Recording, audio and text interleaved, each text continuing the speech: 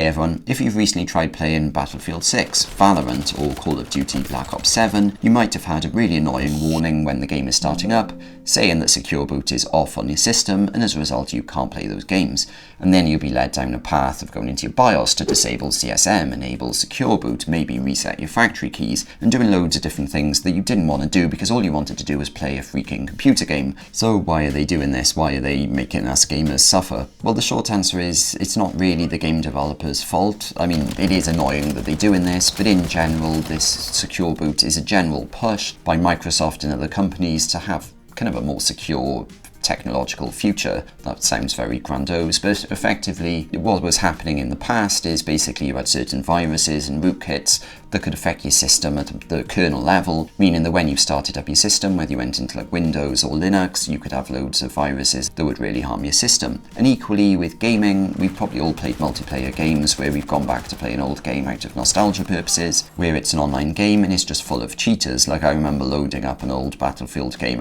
for nostalgia purposes, and I was just getting one-shotted by bots on the other end of the map who had shotguns, which obviously shouldn't happen, but basically the game was just so rife with bots and cheaters that it then wasn't a fun experience for me.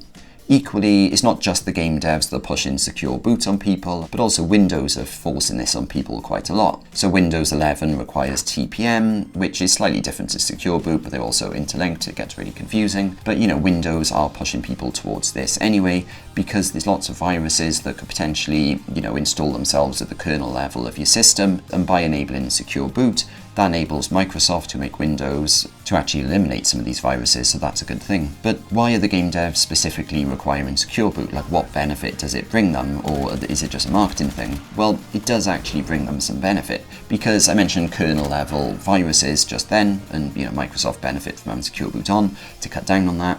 But what you can also have is kernel level cheats. So you can have cheat programs that kind of embed themselves, deep within your computer. So when they're starting up, it's a lot harder for the games to actually recognize that there's a cheat operating. And with secure boot being on, those kernel level cheat programs can't run anymore, and as a result games like Battlefield 6 immediately then have less cheaters. I think the open beta in August had 1/3 less cheaters due to the secure boot requirement, which is brilliant. Equally, there's other kind of cheats which you might install on Windows when you're gaming that then try and manipulate the memory and things like that, and secure boot again can cut out on that. So that is a good thing, and yeah, it does suck that some people are being, including myself, are being hit with the secure boot requirements and people being locked out of their systems and stuff. That is completely terrible, and there needs to be more education and information about secure boot and the consequences of enabling that.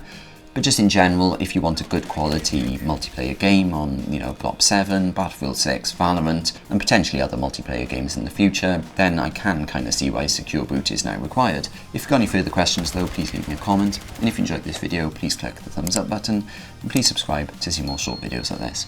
Thanks for watching.